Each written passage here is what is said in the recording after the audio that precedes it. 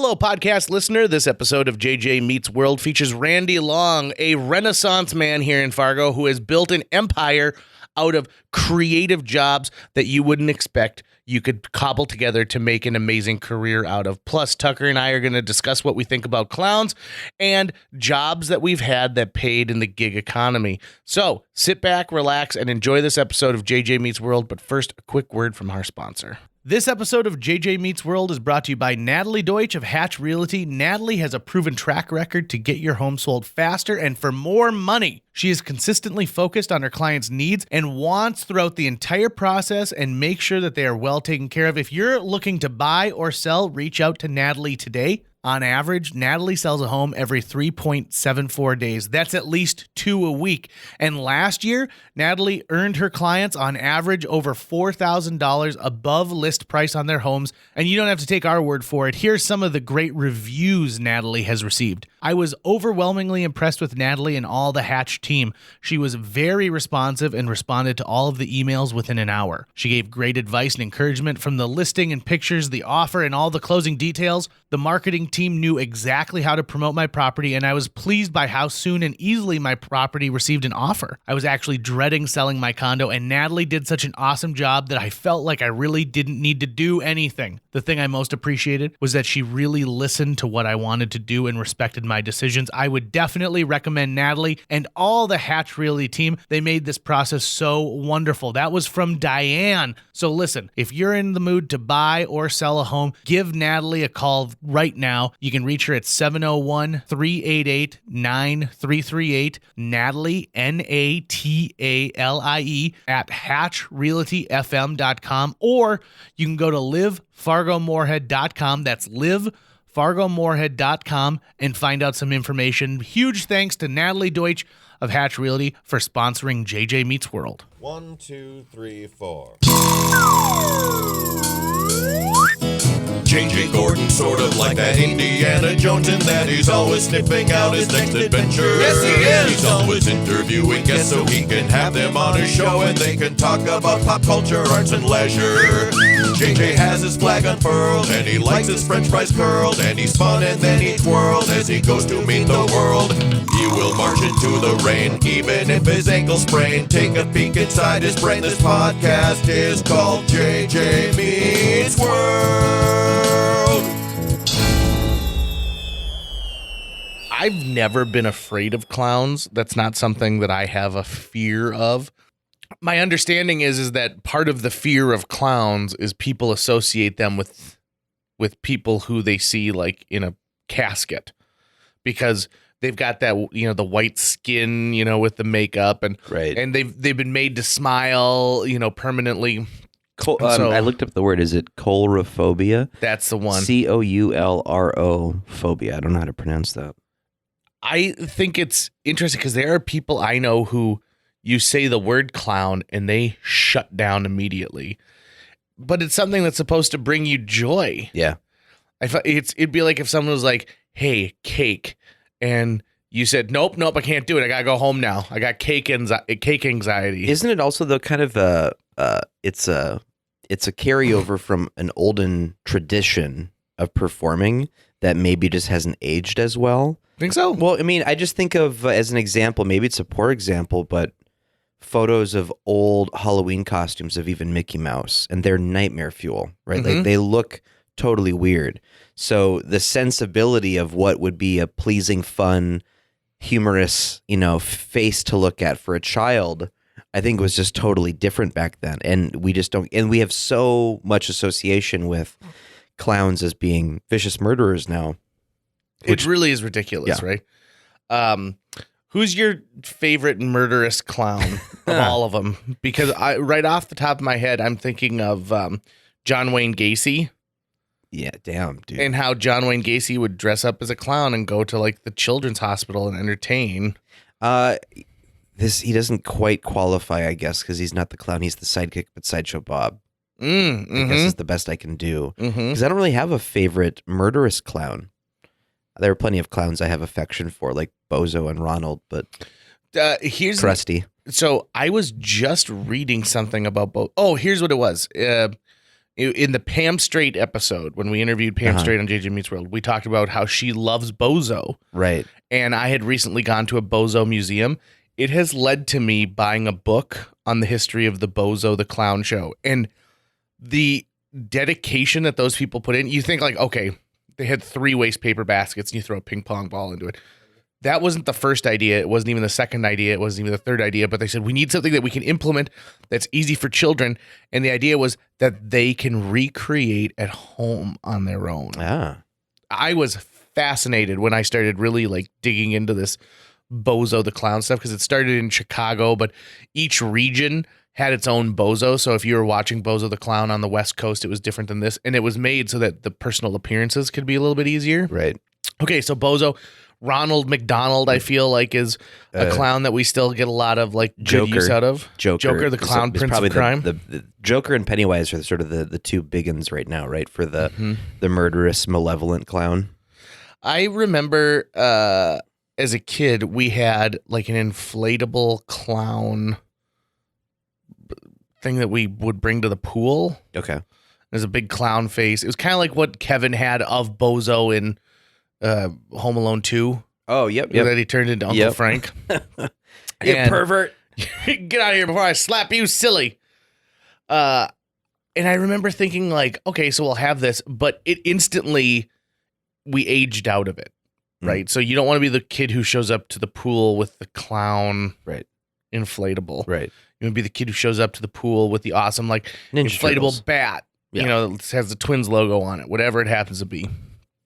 And so clowns are something I've always kind of had this like, yeah, I'm okay. I understand they serve their purpose. Have you ever done clowning before? The closest I've done is miming. I got hired by the Fargo Theater during a kids film series to come in as Movie Max, who was from the silent era, so he couldn't speak.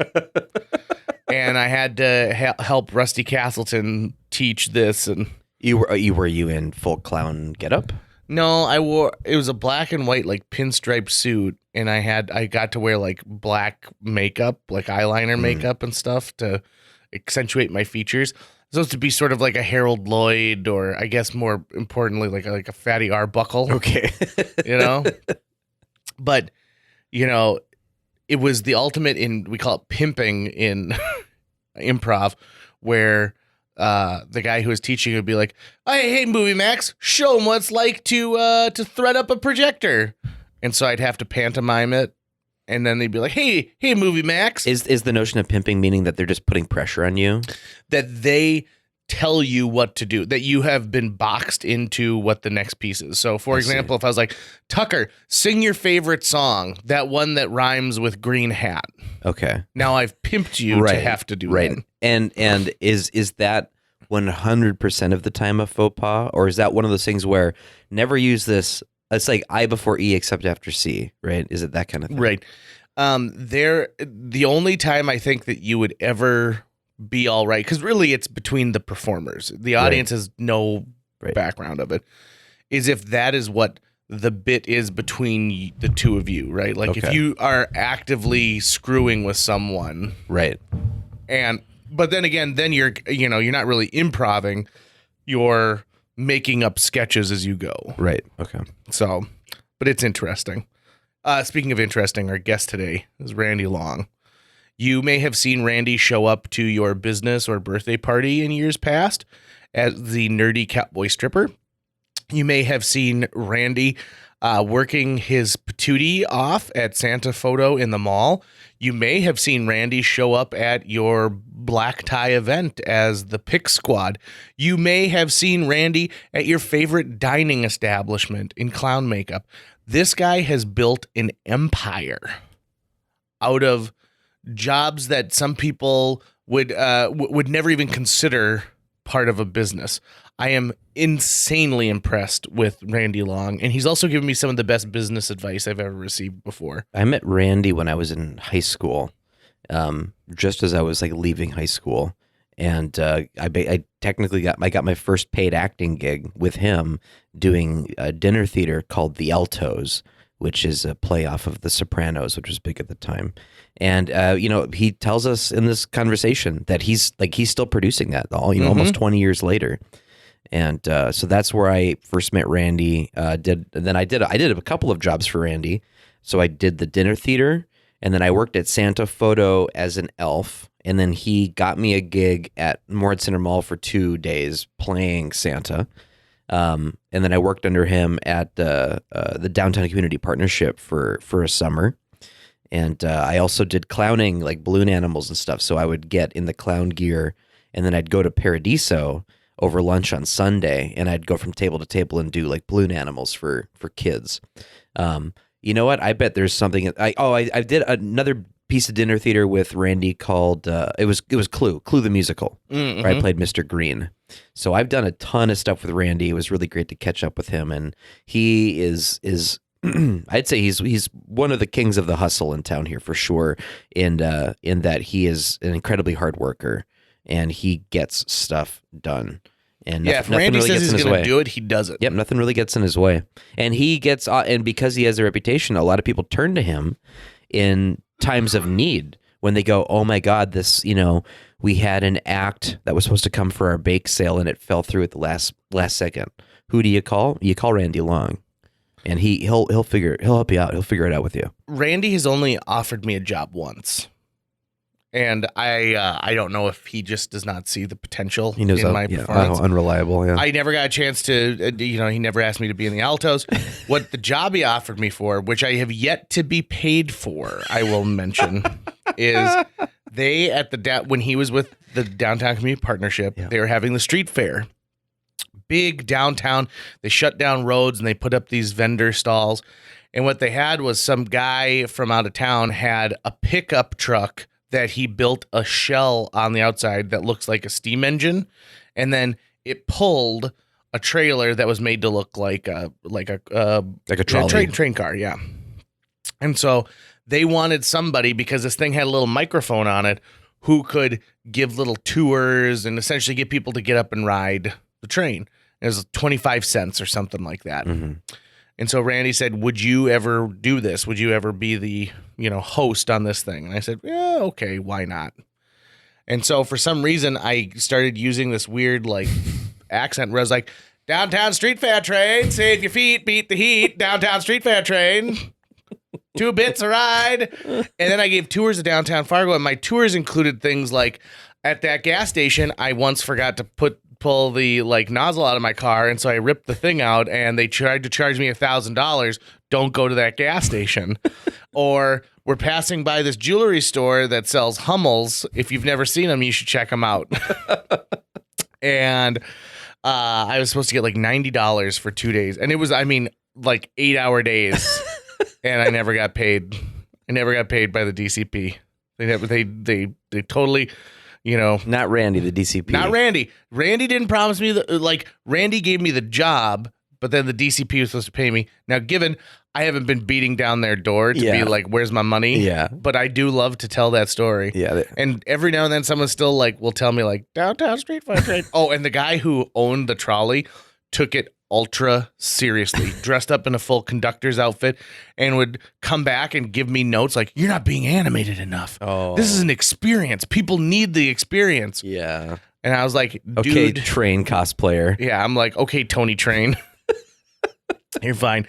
So sit back, relax, enjoy this episode of JJ Meets World with our very special guest, Mr. Randy Long. JJ Meets World. Randy Long, how the heck are you? I'm doing awesome. And yourself? I'm great. Thank you very much. Randy Long is one of a few people who I can talk to and instantly understands where I'm coming from as a business owner in a creative environment. And I always appreciate it. And Randy, that's our conversations always end up there. Like, how are gigs? Well, they're like this. How's this client? Oh, I know.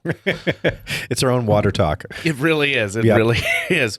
So Randy, let's let the people know who you are and what you do so we can dive into some of these specifically. Give us a little Randy Long 101. Randy Long 101. I've got my degree in theater from MSUM, and you guys both know that I sing in the key of crap flat. And ironically, I've made my life doing it. So love theater, love performing, love making people smile. And so out of college, I started Twisted Balloon Animals. Twisted Balloon Animals since I was, I think the first one was 19 years old, and I'm 50 right now, still doing it. And then doing Singing Telegrams. And then we've added Murder Mysteries, halfway through there, 26 years ago or 25 years ago, I found myself about $800 short at the end of the year. And so what I did was I got a job at West Acres at Santa Claus. And through a series of kind of a funny, nice, mean story at times, but we tried to do a breakfast with Santa for families who couldn't afford it. And what we ended up doing, they wanted at 7 o'clock in the morning, and nobody else wanted to do it. And I said, "Well, I'll do it." And my boss says, "Well, not what I'm not going to pay you." I said, "That's all fine. I'll volunteer. And he says, "Well, not in my suit." I'm like, Oh. "You've got to be kidding me." I said, what if someone throws up?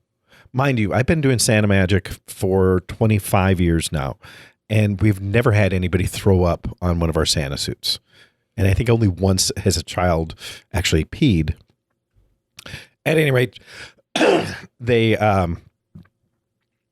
so we went ahead and did it. And I said, "Well, I tell you what, I will buy my own suit." I went to a friend of mine. He volunteered photography.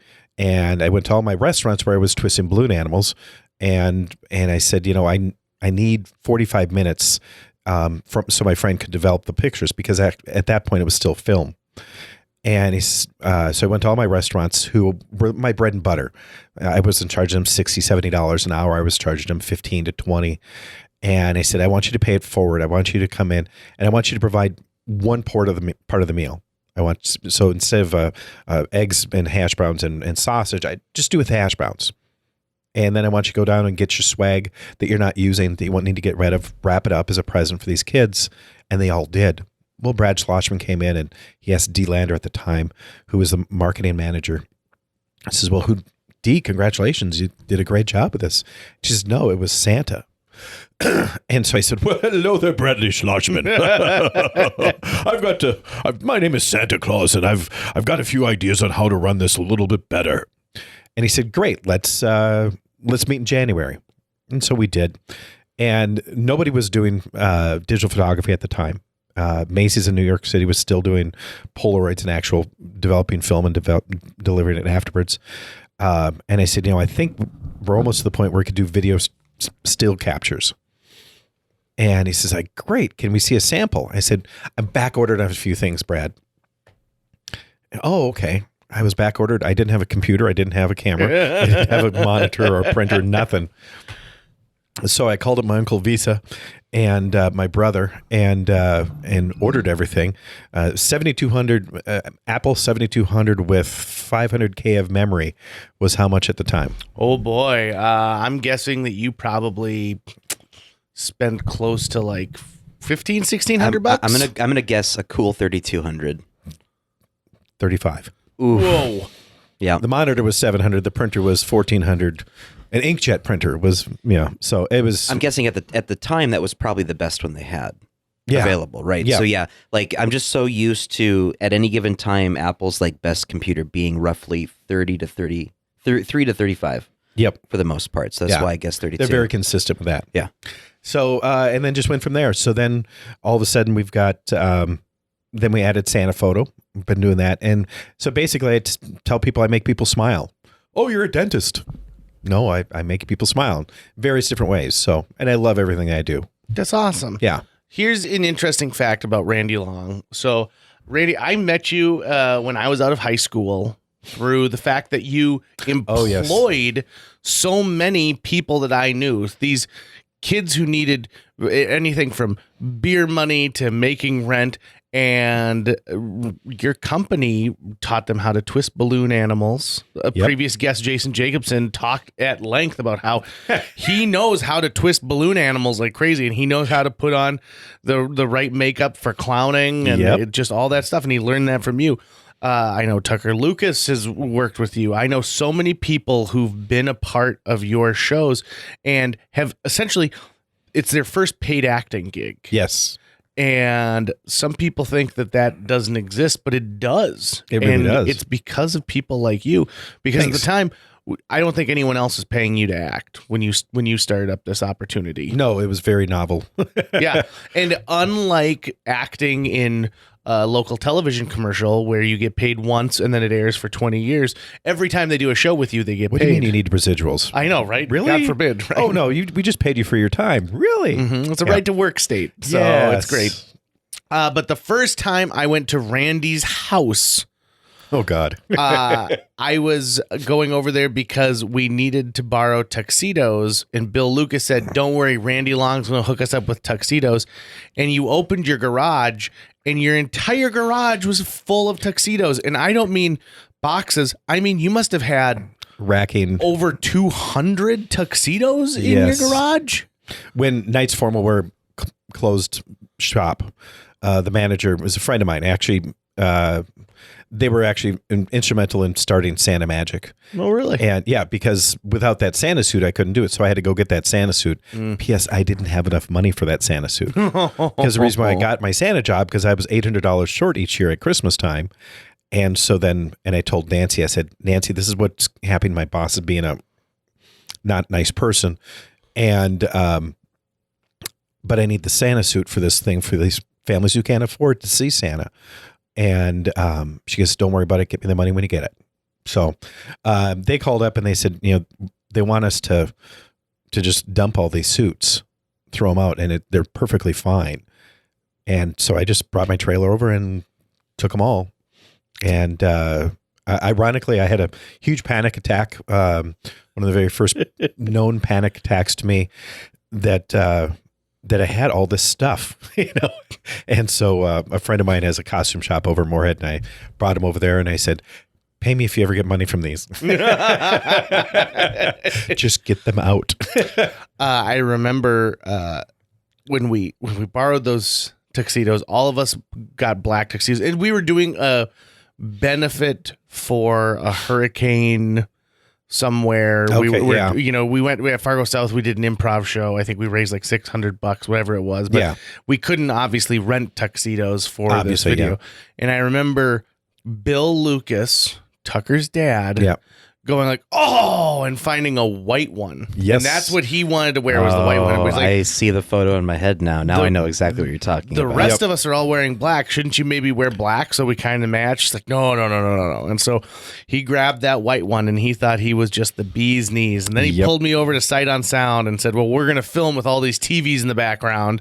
And we're all going to, put them all on different news stations that are covering the hurricane, which is a great idea, with the exception of like this one has a commercial playing right now, and this one's got like a Cialis bumper that's going All between sorts of logistical problems with that idea. Yeah. Yep. And also, Sight on Sound did not know we were coming. Oh, really? Yeah. And so they were like, I guess you can come in and film something here for a minute or two, what have you. You mean location managers actually have a job? Right, they do. The second time I go to Randy Long's house, I get invited into the actual dwelling, and I find out that you have a tropical paradise as a part of your home. Did it come like that, or did you set that up? No, that was like that. It's a massive upgrade from the apartment you had right before that house. Yes. Soon I lived down in 36th Avenue South, and we were just starting off, and we just didn't have a need for it. But when we started doing, when my daughter was born, Addie, she's going to be 24 now.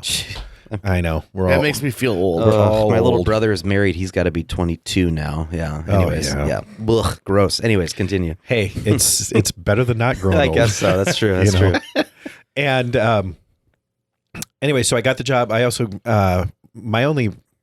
I've got two real jobs where I went to work for people. Worked with Dave Anderson at the Downtown Partnership. As soon as I got that, lo and behold, when you go from being a self-employed theater person to someone who actually has an employer, banks give you money for a house. Yeah, all of a sudden. Yeah.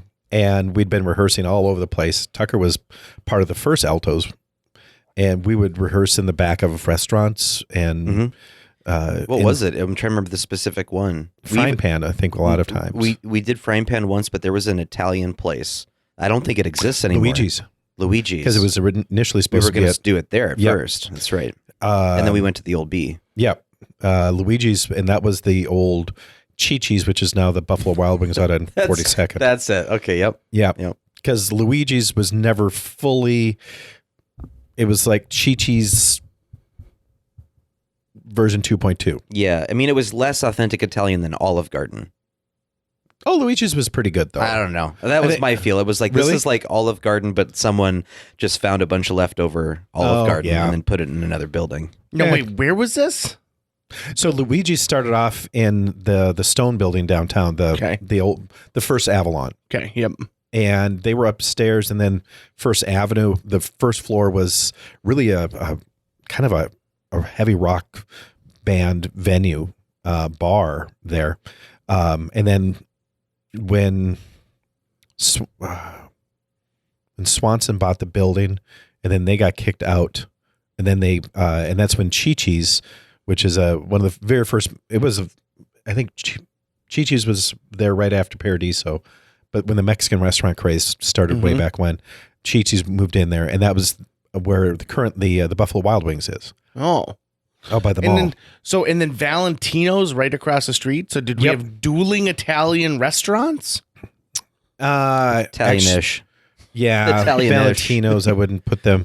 Actually, it was Noodles the Clown at Valentino's. Really? Yes. Yeah. Versus what, like Sassafras was the rigatoni? clown at Paradiso. Yes, Sassafras. I was just trying to remember that. because that was the clowning that I did. Was that one? Sassafras. I was actually just to flashback. I was just talking with Haley Pullen over the holidays about awesome. all of the old days of clowning, and she would get so mad at me because I would get tips, but she wouldn't get tips. But she learned like 20 or 30 balloon animals, and I stuck with 5. And I just was like, I figured out the trick was, it's not about wowing them with the balloon animal. It's about which one you emphasize your word on which one you want to make for the kid, and you make that the last thing you suggest. Then the kid latches onto that. So what I would do is I would go, okay, guys, well, here, I'm Sassafras. Nice to meet you. Here's a couple things I can make for you. I could make you a bunny rabbit. I could make you a bear. I could make you a giraffe. I could make you a wiener dog, which is the same thing as a giraffe. It's just one different twist at a different part. I could make you a hat. I could make you a flower. I could make you a sword. And they go, oh, sword, which is 2 twists and you're done. Boom. So I do that, and my connection with the kids was enough that I would get tips from the parents every small once in a while, not often, every small once in a while. But Haley would do this like whole song and dance and like wouldn't get anything. And I'd be like, yeah, you're just not good with kids, I guess. Wow, that's stone cold there. Yeah, it's true though. It is. It's really just a matter of how you do it. Right. Thankfully, as far as in this community, they've come to realize that tipping is not a city in China. Right, exactly. That they need to do that. So also the thing with the Sassafras gig was that Paradiso wouldn't let you show up and change there. They were like, no, you need to walk in as the clown. So I'd go to Randy's house and I'd put my makeup on, and eventually I just took a wig and shirt home, and then I would just put the makeup on home. Yeah. And then you had to drive there as the clown. So you'd get just the weirdest looks from people as you're driving there. And I always thought, can't you just let me come in like a back room and just go to the bathroom real quick and do this? Like, no, you arrive and you depart as the clown. People want to see Sassafras drive in a Toyota Tercel there and home. Yeah, That's they didn't important. want to break the illusion, you know. They don't want- It's like we don't wanna- not letting Santa shop at the mall in the off season or ever, really. This last year, I was broadcasting from the mall, and Santa. It's hours before the mall's actually going to open, and I'm setting up outside of this store, and Santa comes walking down the hallway, and I'm like, oh my God, here comes Santa Claus. And as Santa goes by, I go, hey, Santa. And he goes, hey, how's it going? Good morning. And walks right on by, and I'm like, I blew it. I blew it. My chance to talk with Santa, and I blew it. no lines. Oh, it's the worst. Randy, let's talk about picking a clown name. So was Sassafras part of the client order, or did you have creative input into that name? I just pulled it out of my backside. What about Noodles? Noodles was obviously themed. You Sure. know. I did Bingo the Clown at the Ground Round, which was a corporate name. And then I just kind of, we did Hardee's, Frisco the Clown, because they had Frisco sandwiches, burger, yeah. Frisco burgers. Oh, those were so good. So I kind of themed it. Zuper the Clown at Zorba's. Just kind of make it personal. And we had dozens and dozens of different costumes and trying to keep things together. So if you were a clown at like a bank's Christmas party, would you be like Foreclosures the Clown? Repo the Clown. What would you call yourself? Yeah. Yeah. API investment, Exactly. Enter. No, we wouldn't go that far. So actually the clowning and the corporate things, picnics went fine.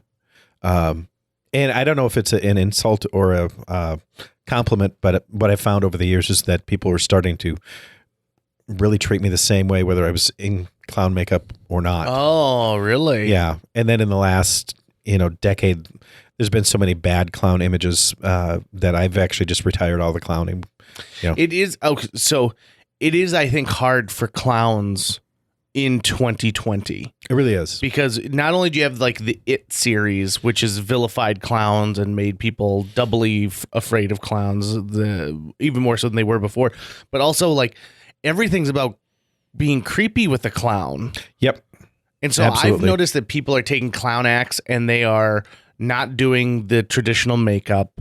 They are doing clown acts where it's like, hey, everyone, it's me.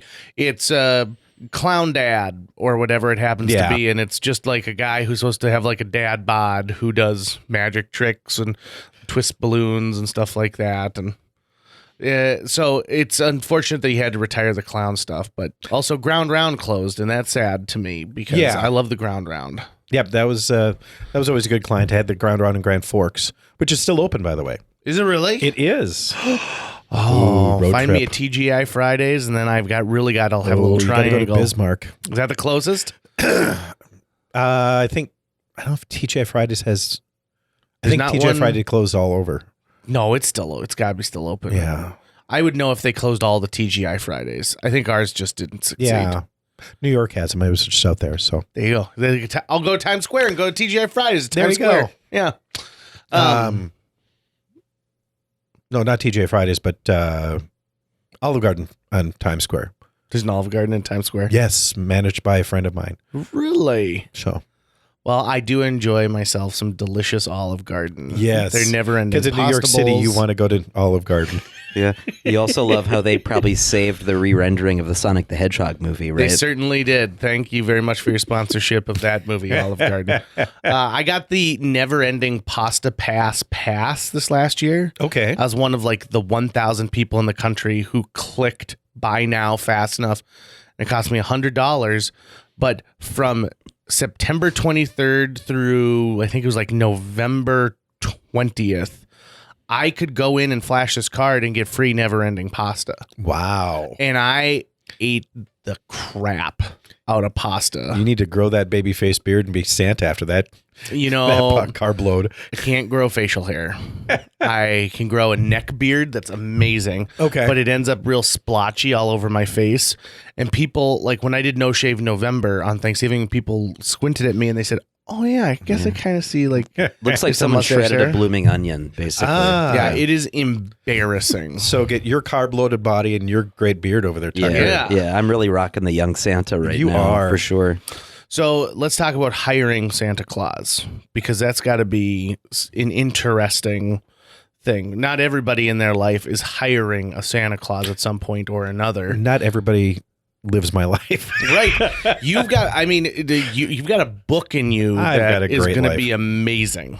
I can't wait to read it. I can't wait to write it when I finally slow down. So when you're putting together Santa Magic, Yes. how do you, like, is it the same Santa all the time? Do you rotate through Santas? Do people come to you with a dream? Yes and no. My very first Santa was a local. One of the local guys is Bob Tanner, and he called me up and he says, "My mom tells me that I should come talk to you about being Santa Claus." I'm like, "Oh, great! You know, we're gonna get some 20-something kid, me, you know, at the time." And they and in walks Santa Bob, and a great Santa, and he's been with me ever since. 25 years. His mom is now almost 100 years old. So, yeah. Wow. Yeah, so she was 75 at the time. And still is very spry. They go over there, they play games with her every day, and they become part of my family, really. I find Santas all over the place. It's not just a matter of walking up to a guy with a great beard. I kind of creep on him and kind of watch how they react with people. And so it just I've been wrong very few times. Yeah. And a lot of people don't realize that, and we do have multiple Santas. It's a tough job. Anybody like your line benders, people look at you and they say, look at the fee that you charge. And my gosh, you're on stage for 1 hour, big freaking deal. I could do that. I could do that. No big deal. It's like me with my telegrams. Tucker, do you ever do telegrams? I never did telegrams, no. I'm on stage for 15 to 20 minutes and it's exhausting. And I look back when I was young, I was doing 12 to 15 of those a night. Like, how in the world was I able to do that? I've since retired telegrams because it's political correctness run amok. Yeah, I remember my Uncle Norm got, I think, the nerd for my aunt's birthday at the Hodo. Oh, yes. That was super fun. Yeah. But anyway, back to Santa's. So a couple of different reasons. It's really exhausting, even though Santa's just sitting there. You're constantly on. You don't know when the next person's going to come around, and you have to be fresh when that child comes up. You have to, hello, how are you doing? And it's just a different kind of energy. And then also with parents, at the end of 4 hours, he's an employee. And so at the end of 4 hours, I'm required to give that employee an actual break. And if it's on a Tuesday, the second week of, the first week of December, no big deal. We can take a little 15-minute break. But if it's on a busy day where, we've got lines around the house and it's going gangbusters, for us to take a 15-minute break, that means that we got 40 families who have to sit there for another, a 15-minute break is actually about a half-hour break. And so we just book them for 4 hours. They stay fresher. And then we actually, out of West Acres, we actually send one Santa down one hallway and bring another one up in through Macy's, hide them around a corner. And as soon as the one's out, and then the other one is, because then the parents don't have to, oh my gosh, I've been waiting 45 minutes, or whatever. And it keeps that line going. So we're living in a world where people are becoming a little more jaded and everyone's a little more cynical all the time, but you get to see the other side of the coin. You get to see the magic when kids see Santa Claus, or the sheer terror when they see Santa Claus. You get the one that I love in a kind of a sadistic kind of way is the 7-8-year-old who starts crying. And the parent was like, I don't know what's wrong, and I've seen it all. And I asked the parents, I said, so what's your son's name? Steve. Has Steve done something bad this year? Yeah, he was just really bad the other week. And I said, well, here's a good thing. Number one, he still cares about it. Mm-hmm. And number two, he still believes in Santa. Because if he didn't believe in Santa, he wouldn't be crying at 7 or 8 years old. Mm-hmm. I never thought about it that way. And but yeah, thank you. It's all good. Kids are amazing. They buy into that. Families buy into it because it's more of an experience. Mm-hmm. And that really, we were talking about it earlier. Experience is what people value now. Right. So, you're at the forefront of watching the mall, the standard mall experience is drastically changing. I want to compliment West Acres because I think they've done a really good job by not just letting empty storefronts remain empty storefronts. They're putting in like the little lounge area, or I did a wreath making class there a couple of years ago. They understand that The arts partnership is over there. the arts partnership with APT or TAP, what are they called? not incubator. Aptitude. Aptitude. Thank you very There you much. go. Took a little while for me to I get there. almost said taptitude. I'm like, no, Taptitude. it's not dancing. But they've made strides to make sure that their mall doesn't become what like the Fergus Falls Mall was, or malls all over the country. I was just in Illinois not too long ago, and the number of abandoned malls, and I don't mean empty, I mean Totally full-on abandoned. abandoned malls, Yep. is astronomical. On the way back from Frisco, we must have seen 2 or 3 of them that were in the middle of being torn down. And so you're there. You get to watch this year after year after year, and you were there prior to the online revolution, and now you're there during the online revolution, and yet somehow your numbers must still just be enormous because people want to come out and see Santa Claus. It really is experience based. And I think that you take a look at the stores out there that are thriving, and they're the ones that have the great experience. Creative Kitchen. Mhm. You know, you Yeah. walk in there and you've got people. I always tell people who are running stores and who are running any kind of retail experience, go to those stores. But I think probably the best store that I've ever been to is out in New York City, B&H Photo. Have you been to their superstore out there? No, but I've been to their website. So you know how when you go to the website and you click on that, and then the little tub comes up and your item drops down and it goes across, that actually physically happens What? in the store. Their whole web thing is built up in the ceiling. And yeah, next time you go to New York, Really? it is freaking the most amazing thing ever. Huh. And you go there, and we went there. The first time I went there was I went to a photo convention out there, and so they had a huge presence at the convention at the Dravitz Center, and then they had buses to take you there. And I was blown away by how many people they had in there. You walk down an aisle, and there was one person who knew exactly about all the 15 printers in that aisle, and that was their job. You went to the next aisle, and there was another person who knew that. Great customer service. You know, I always tell Shields, you guys need to go out there and experience that, because Shields does a great job. But I mean, this is at another level. And I asked someone, I said, how many people work here? He says, well, normally it's twice that, but we've got people out over the Dravitz Center, so those people normally work in here. You know, so it's all about customer service. We just took over Grand Forks Mall this year, and what we found in the past there, the normal setup for a Santa photo is maybe 1 or 2 people, you know, one person to take the picture and then one person to actually process the credit card. And that was their efficiency.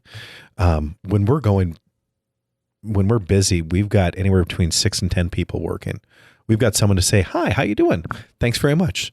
What's your telephone number? Okay, we're going to take all your photos. We're going to put it on your telephone number, and you're going to view it over there. So I just want you to experience Santa.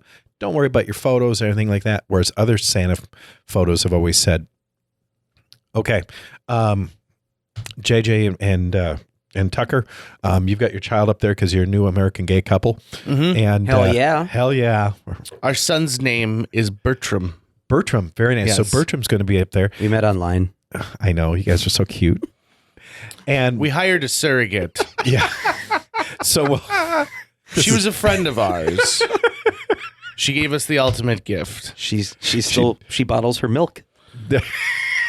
We make cottage cheese as a profession. It's a small group, and we make cottage small niche. cheese. So Bertram Bertram's talking to Santa Claus. I need you to take a look at these pictures. Don't worry about Bertram. He's over there talking to Santa. Don't worry about him. I need you here. Which picture do you like? And okay, you've already decided which package you want before you even got here, because we need some efficiency because people are waiting. And you've taken that. I want you to go over and talk to Sally, and she's going to take care of your payment, and we'll kick Bertram out the other side. And parents missed the entire experience of Santa Claus. Right. And that's really the magic. And so what we did was we took that purchasing part and we put it in the back end of it, so that people can. I really, really want people to be totally invested in that. I want you two to see Bertram talk to Santa. I want you to see him pull his beard a little bit. And I want you to see him give him a hug and smile and maybe cry, and how we really worked with, and then the photography people will have 2 to 3 people working with him just to get him to smile. And then after that, okay, someone gets the camera set up, someone gets the next phone number, and then we have someone that tells you to, tell you what, thanks very much for coming in. Here's a sucker form. If you exit right there, go around, and Randy will be on the second computer, and he'll have your pictures right up there. And it's made all the difference. We took Grand Forks. We didn't beat their numbers because we didn't go as many hours as they did, but we came close to. We did about 2/3 of the hours, and we had about the same amount of sales. So it's been a great thing. Seeing that evolution of the mall, and you're correct, West Acres has been, they've planned this transition. They knew this was coming. People who say, oh, the mall is dying. The mall is changing. Before they put on the food court, the mall was kind of looking down a little bit. Mm-hmm. And then they put the food court on. And all of a sudden, the last decade, for the next 10 years, it was gangbusters, and then 11, 12, and it started, and so it's, Is it more or less the trend in retail in general? Is that the sort of major change that's going on because of online sales through Amazon and stuff? Is that why malls are closing, or is it something else that's causing that to happen? I think, yeah, you can't point anywhere else but that, and I think it's also a matter of their own demise. I think 2 things. I think online shopping, and then when it was at its highest, what I was hearing from mall managers was, God, we had a great year. Oh my gosh, we had a great year. And then like, hey, come, next October, I come around and talk to them. Hey, you looking for a great New Year? I could, but I got sent 5 times the amount of inventory. Right. And they expect me to double my sales. Right. And so I think some of the corporate honchos really had unrealistic goals, and that caused them to say, okay, if we made this much money and this much inventory, if we'd bring up this much inventory, and there's only so many clothes you can buy. One of the first things I think anytime I see any new business opening up anywhere, especially if it's some sort of like retailer selling just a product, I often think, are you sure you need that storefront right now? True. Because oftentimes you see it in downtown Fargo all the time, where rent is at a premium. It's really expensive to be, but it's a cool place, right? There's some foot traffic from students and businesses, and it feels like a place to go. But there have been so many times where I see a business open up there, and I go, you sell parasailing kites. Why are you selling on the corner of Broadway and First Avenue? That makes 0 sense. That's a really expensive spot, and why are you not just running an online shop? And I feel like that's any business that's going to die within the first year, which are most of them, Yes. is because of the costs, right? They can't make enough to make their nut. And so like it seems that the biggest cost for a lot of these things would be the physical location that you're going to. Now, that can't be true for everything. A lot of things you need to have a space, for sure. Absolutely. But the first question I see whenever I see like a new antique shop or a new vinyl record store or a new thing that sells one particular thing and that's what they sell, I think, well, that's great, but have you been running a shop online for a while? Because it feels like you might be cutting yourself off at the knees, taking it this way first. Absolutely. I'm a firm believer in shopping. The evolution of shopping is always about convenience. Back in the day when we were in horse and buggy, you rode into town and you went to the 6 stores you needed to go to, and shopping was inconvenient. And then all of a sudden Sears revolutionizes the catalog, and Yes. people order everything from catalogs, their clothing, their food, their friggin' houses. And then all of a sudden the automobile makes it easier to get into these towns. And so you can go and shop twice a week without even thinking twice about it, because you've got a car and it's more convenient to go to these shops, and you can feel and you can touch, and it's not something that's going to take 6 weeks to get there. So it's convenience. Then all of a sudden our downtowns start dying because of the advent of the mall. And the mall is much more convenient. You park once and you've got 70 places that you can shop at and you can go for it and go crazy. The malls have their heyday for a very long time. And then all of a sudden online shopping becomes the more convenient way to shop, and people continue to thrive online and they're shopping online. But for the first time in shopping history, I see a change. And that big change is people want the service now. Absolutely. I can go to Amazon and I can click the to buy this piece of plumbing fixture, but when someone actually can explain it to me, I would rather pay $10 more for the unit and go and have a conversation with someone who knows what they're talking about. Now, unfortunately, not nobody. There are very few people who are actually putting the effort into customer service. It sounds like B&H customer service is paramount to them. Absolutely. Shields, another place. Customer service is paramount to them. Creative Kitchen does a great job with it. It's like they know everything. It's Yes. like everyone owns every gadget in Creative Kitchen when you go and talk to them. It's amazing. Yes. But you walk into a store, for example, there's a place, and I won't call it out by name, but it's a consumer electronics store, and it is not Circuit City. Media Play? Yeah. The best thing we could do is just move on. I just find that they're not letting anyone specialize anymore. They're not letting Craig be the one who knows everything about this. You're expected Yes. to know where everything is, to the example of it's quadrant C, Yes. but you're not allowing things to move on from there. And so to me, customer service is going to be the next level of convenience for people. It's going to be able to have someone who's knowledgeable, and that's going to be a hard nut to crack, because I also am a firm believer in we have bred pride in our jobs out of the current generation. Like, for some reason, we think that we deserve the moon and we don't have to do any effort to get there, and it drives me nuts. JJ, didn't I tell you you're getting old? Oh yeah, You're technically a millennial, aren't you? You are. You are a millennial. What are you talking about? I'm on the cusp. There's something else that they call my specific generation, because I'm maybe an old millennial. Because you're only 1 year older than I am, and I'm definitely a millennial. Yeah, but I don't think I fit in the same. I also play cribbage on Friday night, so I've been an old soul for a long time anyway, before it even started. You've rocked sweater vests for a very long time. For a very long time. Very long time. And for someone who said he was on vacation in Mexico and playing Monopoly, yep, you're an old soul, baby. I want to say this. I got new shoelaces that are it's a clip. You Nice. open and close it with a clip, so I'm no longer tying my shoes. Hey, I have old man shoes here. Yep.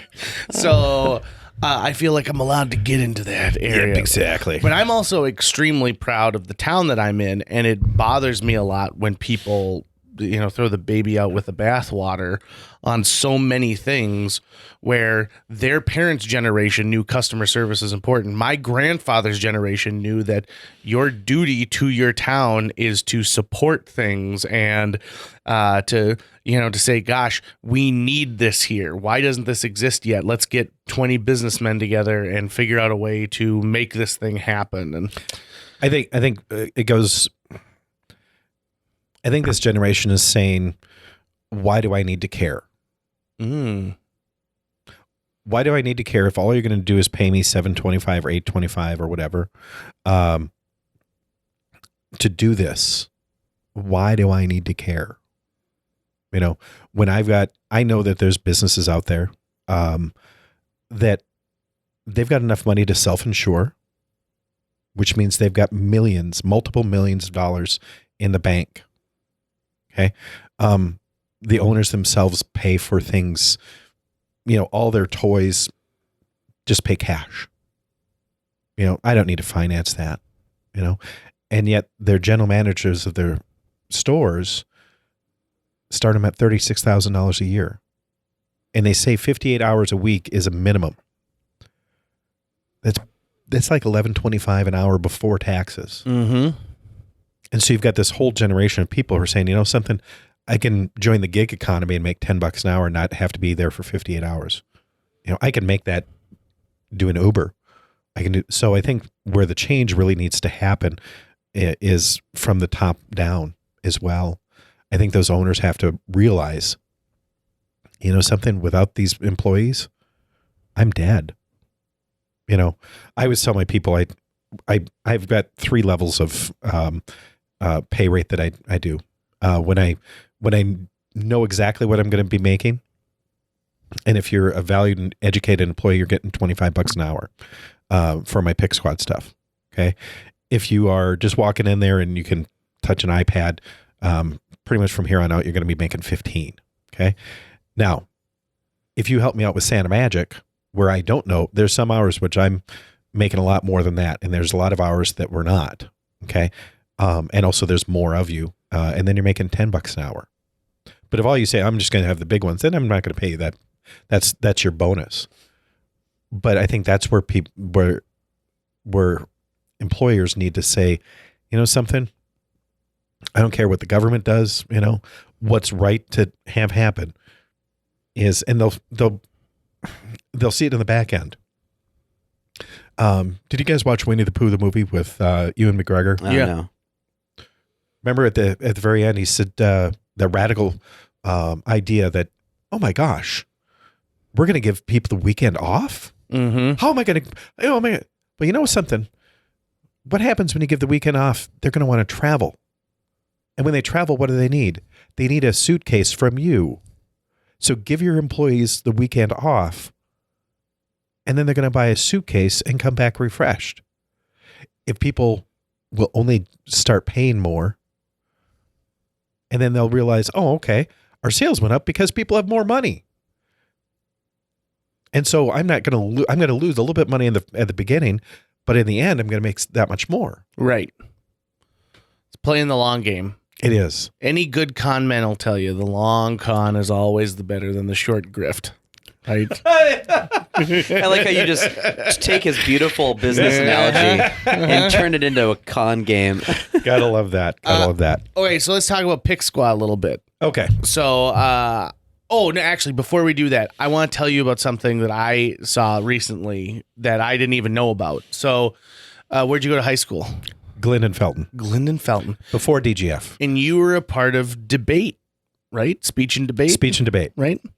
So, I saw a video from the Holly high school daily announcement news or whatever they did, and they call you out by name. Really? Yeah, because apparently at some speech meet you dominated and it pissed off the people, these other students at Holly, and we're talking about what is this? I graduated in 1988. Oh my God. So this is the beginning of VHS technology. And they call you out, and I had to rewind, and there someone was like, or you could be like Randy Long and ruin everyone's day. And I was like, wait. And so I back it up and I asked them, I know a guy named Randy Long. And they're like, it's the same one. Same Randy Long. Yeah. I've ruined people's day. Mm-hmm. It was amazing. It was just and was it? It was Scotch. It was Scotch who had it. Yeah. Because they just had a big, a Holly Nuggets reunion or something like that. And so they pulled out all of this video footage. That is hysterical. And Scotch was a very, very formidable opponent. Oh, good. Yeah. Good. I'm sure he'd gladly take you on again today. Oh. Only it'd be full of all of his radio stuff, come to the debate and speech meet and you'll buy the whole seat but only need the edge. And he'll be like, did David do something bad this year? But yeah, I thought you might enjoy that to know that's awesome. All these years later, they still have a piece of history of where you pissed off an entire generation of kids in a town 20 miles down the road. Yes. Glendon Felton, Miss Kathy Martin is the speech coach out there. And about the only person that really trumps her is Rebecca Meyer Larson over at Moorhead. Meyer Larson was actually, I competed against her in speech and theater, and she was from Audubon. She was also a fierce competitor. And when Miss Martin first came on board, Audubon was the top dog, and in both speech and theater. And then Miss Martin came on board, and then all of a sudden, not too many people beat us. So, yeah, I was the very first state speech competitor from Glendon. Did you ever go back and judge or coach or anything like that? I did for a little bit, but it has to be a passion project, for $10 a round, so travel all day. So I'd love to, but yeah. You hear that head of the speech and debate sections, like if you pay your adjudicators a little bit more, Exactly. you can get some quality people in there. Yeah. But okay, so Pick Squad now.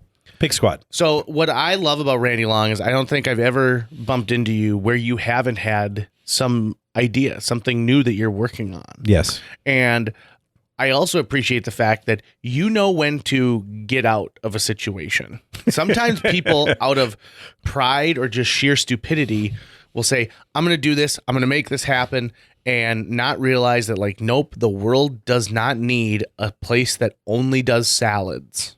Like, Yes. And they're like, no, salad world is going to be huge. People are going to love it.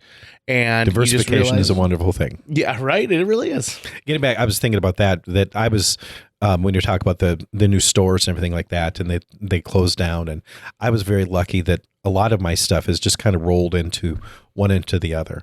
You know, if you know, I'm going to the photo booth convention tomorrow in Las Vegas and presenting it. I really have to hand it to the people who are just starting out and they're just putting everything into it. You know, it's a very difficult proposition to not have the diversity behind you to really bring you through the really rough patches.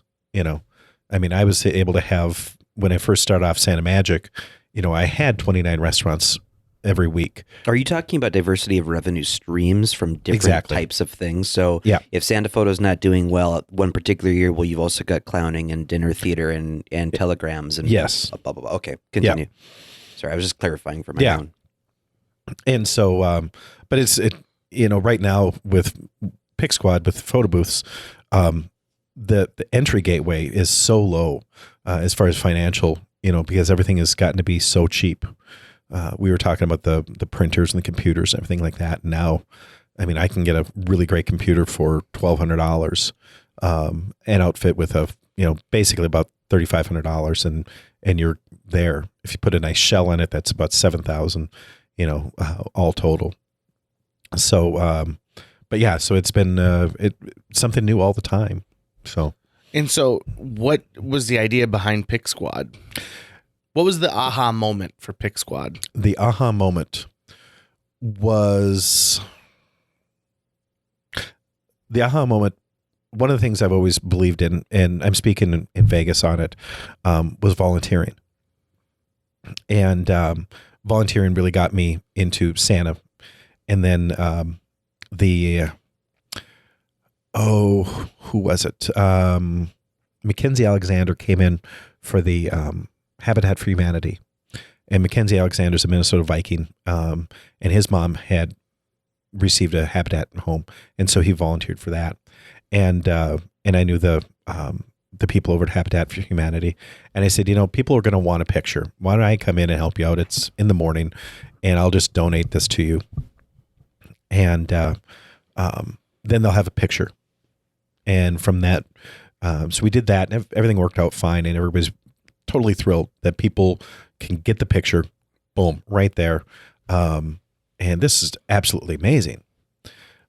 Bell Bank called up, and Bell Bank does a wonderful job with all of their employee events. And one of the things they used to do is they'd stay up all night. They'd take all these pictures. They'd hire whether it be Target or Walmart or something to stay open for their 1 hour photography and print everything off, and then they'd sort through it, and then they'd go around like little elves in the middle of the night, and at 8 o'clock in the morning, oh, here's all my pictures from the evening before. Bell Bank is a huge organization, and they called me up and they said, we want you to do our Santa event in I think 2 days. And I just kind of gulped, like, okay, we'll do it. I had to run my butt off to do that thing, but I did it. And then they said, well, great, could you do Saturday? That was Tuesday. And then from there, it just kept on going. And I kept on running under Santa Magic. And then slowly we started out of season getting more and more things. So it was just really that aha moment of, yeah, we need to start moving in this direction. I had been working for a company for a little bit. They hired me to do something, and they said they were going to pay me this much, and yeah, they just failed it. And 6 years ago, and I said, I think I need to start educating myself further in this photo booth stuff to take it to the next step. So basically, just trying to make people smile in a different way. So, You know what I love about like a photo booth idea is that it's not new. It is iconic. It is people love to take a picture at an event. absolutely. You've gotten dolled up a little bit. It's the same reason why people used to put 50 cents into the old like 4-piece photo machine Yep. that existed somewhere. Is we like to have that memory captured for us. Especially Absolutely. in our neck of the woods where we like to drink so much at events. And so it's nice to be able to remember like, oh God, my gosh. Maureen was there. I forgot about that. Yeah. And so it to me it's fun, and nobody is there sitting and frowning for you. No. I imagine funeral photography, like no one's bringing Pick Squad to the average funeral. Make sure it comes to mine. Right. Yeah. So that's the thing, is that's the funeral I want to go to, where people have an amazing, fun experience. So like true that. story. Tell me. I did one, not a whole photo booth, but it was for a friend, and their mom had passed away, and they had people from all over the place, and they wanted to have a family picture. And they said, okay, we'll do it in the sanctuary. Well, it was at the Latter-day Saints, and I know that you're not really supposed to take pictures in the sanctuary. So I asked, that was the family's request. And so I asked the pastor, and he said, I'll just sit in here, and if you do it, and I not know about it, I'm fine with it, but I prefer you not to. So I talked to the family. I said, well, the only other place was back in the viewing room where their mom was. and so I get the lights set up and everything like that, and people are just sitting around, and they're kind of somber and everything like that. And I'm like taking some pictures, and nobody's smiling. And I lean down to grandma. And I put my ear to her. And I says, your mom says to smile, damn it. Best pictures ever. Now that is some fun stuff. Yes. And I imagine that's the thing, right? Like your day to day is fun. You're going to fun events, and you're I've actually adding twisted an balloon extra animals element. at lots of funerals. Have you really? Yes.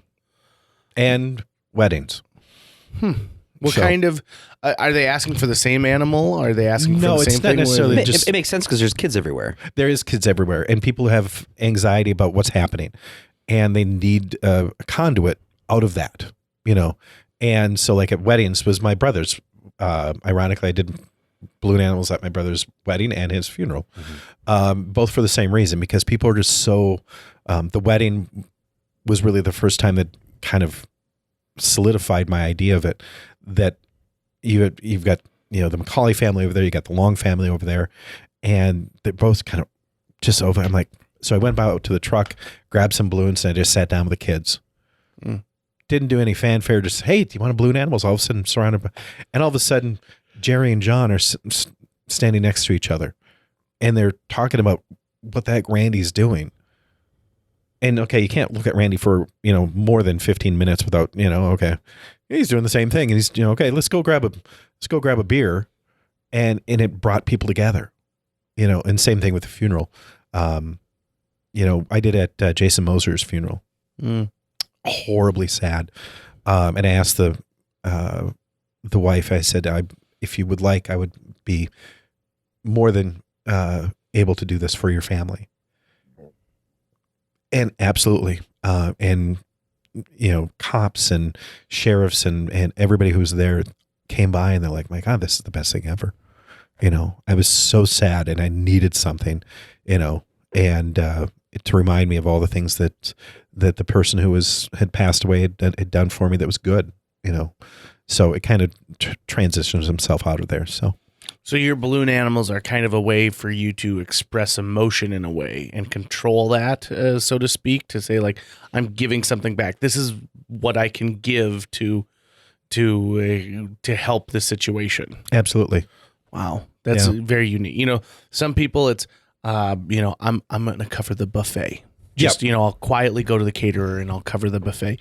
Some people, it's, I know someone who can find the right musician for this, wedding, for this funeral, for this bar mitzvah, whatever it happens to be. But Randy Long's superhero talent is being able to twist balloons. And that is something the world could use a little bit more of. Just a little bit, yeah. Side note, I have for years been pushing people to try and do this. You've gone to an elementary school carnival or two in your day, I imagine, right? Yep. To do that for adults. So they hang up the big blue sheet and you have the fake fishing rod that's got a clothespin at the end, and you throw it over. And for a kid's one, you pull back a little fun-sized Snickers bar, and this one you pull back like a one-y of vodka. A one-y of vodka. Yeah. Is that what they call it? Is that what the kids call it? A shooter? Is that what they... I think a shooter of vodka and a one-y of marijuana. Is that what it is for marijuana? Yeah. Oh. I knew a girl... Is that what that is? I knew a girl named One-y once, but that's besides Was it the a point. Christian name, or was that what the street called her? No,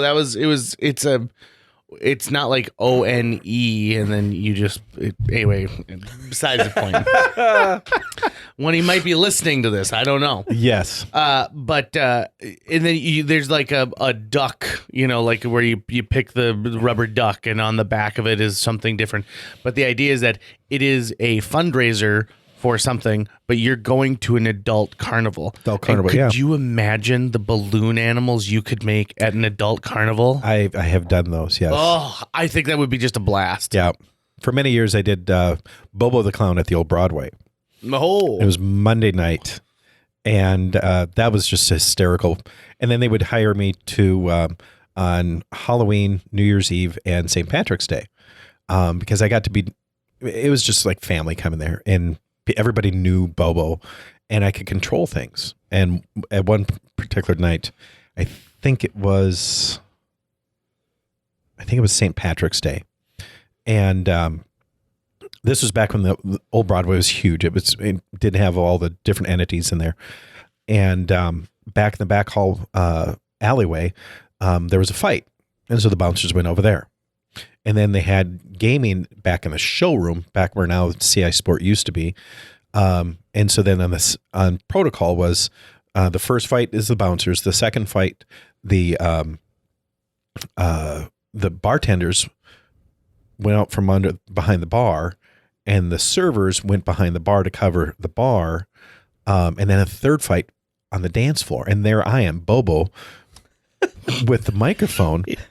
And the manager goes, Bobo, take care of that. What am I supposed to? These two cocks and a walker sitting there. And so I get on and I just use my dad voice. Hey, you, stop that. You stop being an hole. You do the same. Sorry, Bobo. And then all of a sudden he goes, kick him out, Bobo. And I'm like, dude, you guys have to go, You guys, I got him to shake hands. I mean, I almost gave him a hug. I'm like, why are you fighting? He bumped into me, my girlfriend. Really, does that matter that much? No, but it pissed me off. Big deal. Grow up. Okay, sorry, Bobo. So now get out.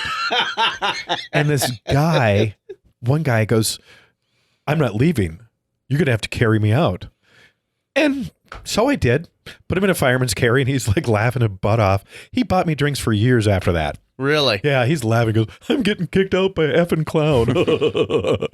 I mean, that really is a once in a lifetime opportunity It to really, get bounced really by is. a clown. It reminds me of the other part of the Santa photo story, which is Easter photo, which I also did. Yes. As the Easter bunny. And there was one time, so Mallrats, which is a very popular movie, has a scene where Jay and Silent Bob attack the Easter bunny at the mall. Yep. And they punch him in the stomach. So one of the common things you would just hear get shouted at you would be from college guys who would have some sort of phrase, like, let's go kick the Easter bunny's ass. They'd never do it, but they'd say it all the time. Well, one time it was just me and Sue, like middle of the day. And I'm standing, there's no customers, nothing's going on, it's dead. Yep.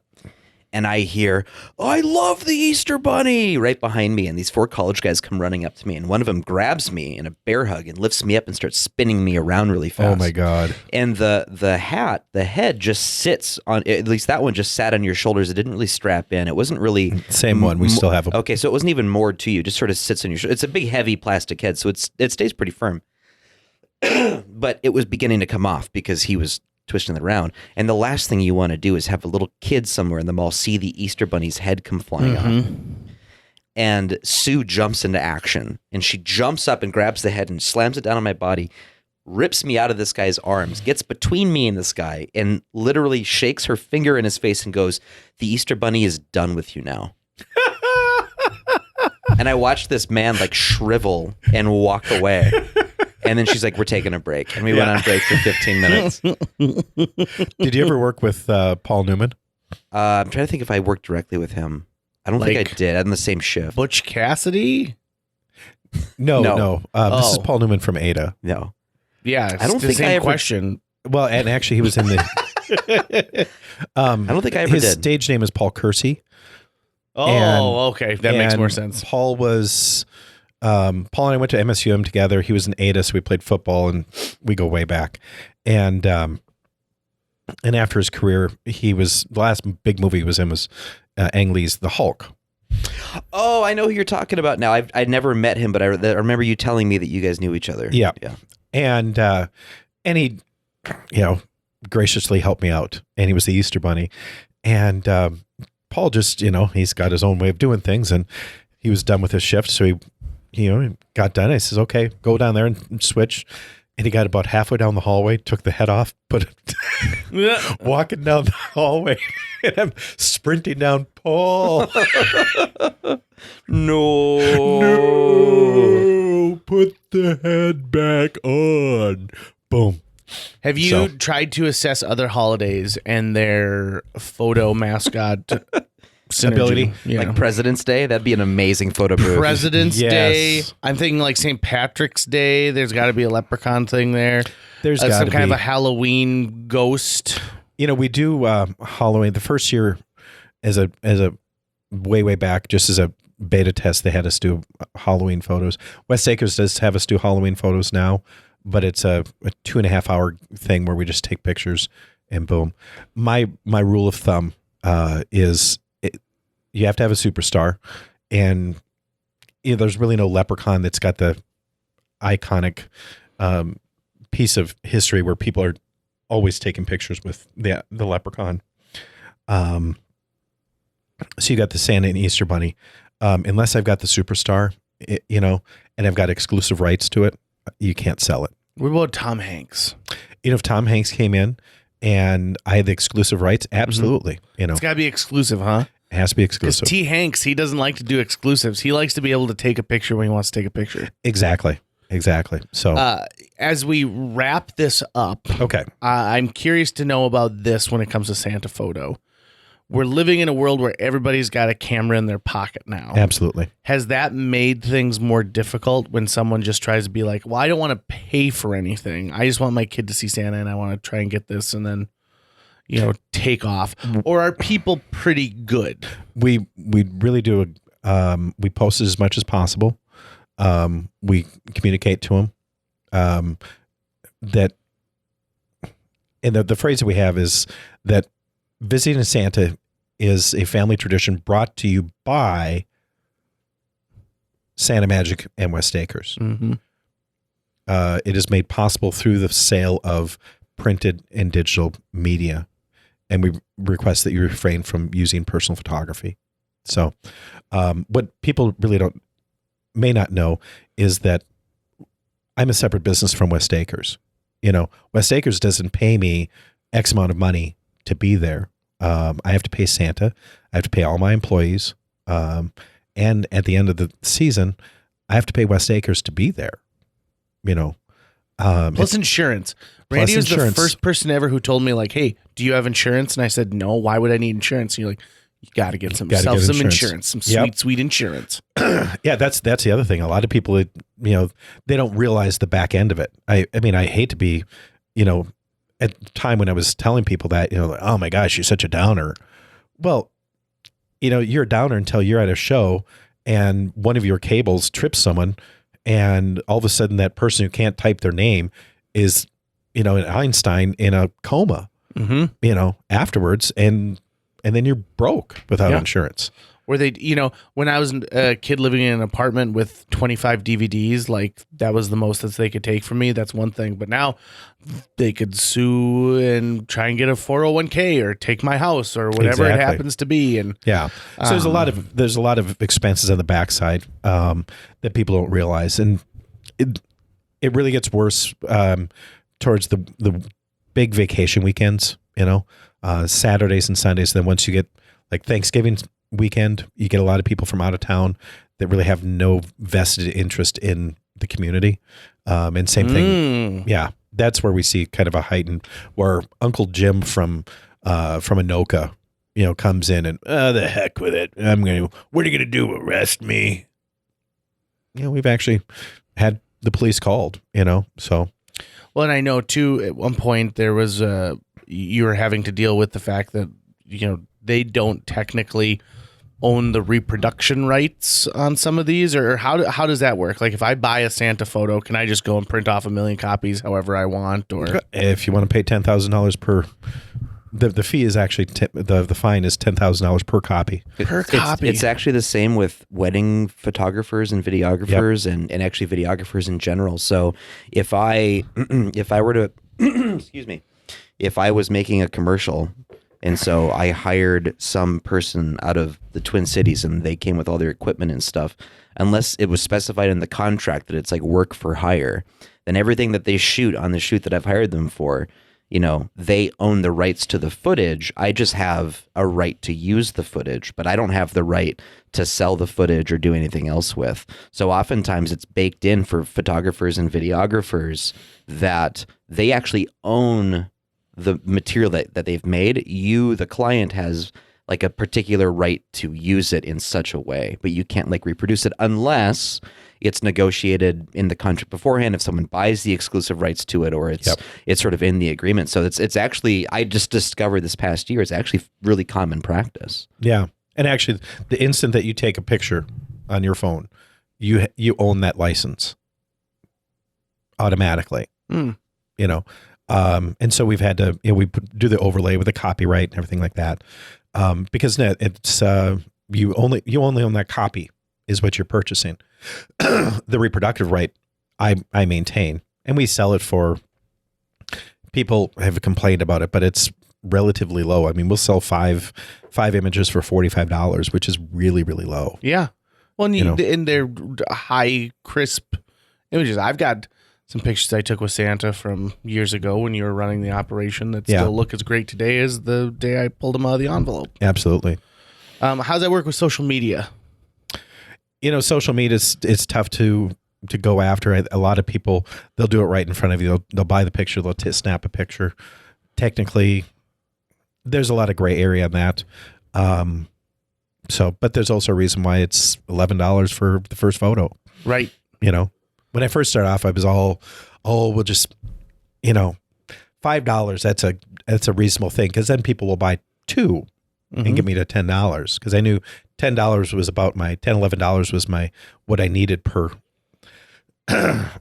visit, and people just bought one, So then I had to make the big boy decision and go, something I kind of need money, to pay for all this, and. So there's a million stories that kind of illustrate this point out there, but oftentimes people will value something more if it costs them something than if it's free. Ding, ding, ding, ding. So it makes sense, especially to the novice getting into a business where you're like, I'm just trying to figure out how I'm going to convince people to take my service or product, and so I'm going to make it really inexpensive for them, to make it really easy to get them to yes. But getting them to yes only matters if yes actually pays you, if yes actually covers your nut and actually makes it worth your while. Absolutely. And you'll find that there's a lot of things that we may complain about it, but I mean, people are paying $20 a day just by buying digital currency in a video game on their phone. So there's all sorts of things that people are willing to pay money for, and you should try to find what is the level that they're willing to pay me. Not what's the cheapest I'll offer. It's really what's the most expensive they're willing to pay for it. Yeah. That's a big thing with photo booths right now is that I don't do weddings because there's far too many people who will do a photo booth for a wedding for $350, and I don't want that. My first wedding is $3,500. Why? Because I don't want that. If you hire me, you're going to get the best photo booth at a wedding that you're going to have. You're going to walk away going, this is beyond awesome.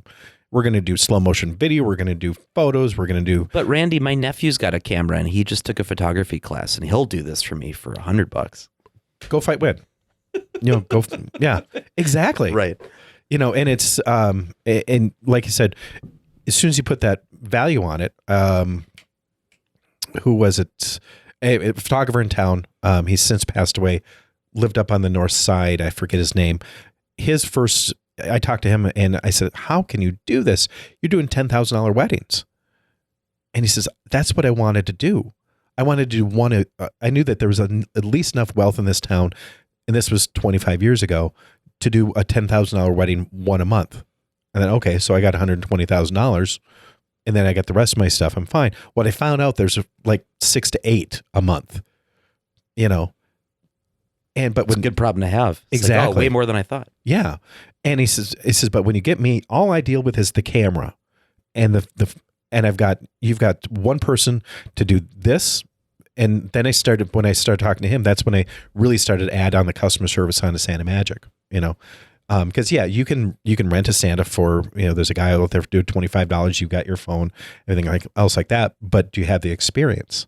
Do you have me coming in there and saying, oh yeah, get his pants down and make sure he's looking good. If there's a family picture, it's a skill set, to get family members to pose in a way that, hey, we're not perfect bodies, but I can make you look better, and to get that kid Take to off smile. your winter coats or you're all going to look like you're 50 pounds heavier than you really are. Exactly. Or just moving, do a quarter turn. Do a quarter turn.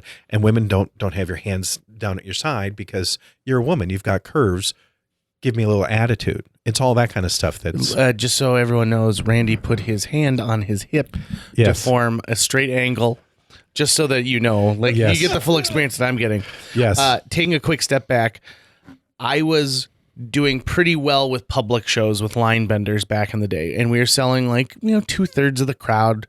Every now and then we get a sold out crowd, and I bump into Randy, and Randy asks how line bender's going. I go, pretty good. We're doing these public shows. He was like, yeah, I saw that. And how are your crowds? And I said, well, they're like this. And he goes, it's because you're charging $5. And I'm like, well, Randy, I can't charge less than $5 because then I'll never make, enough to pay for this. And he goes, no, you should be charging $10.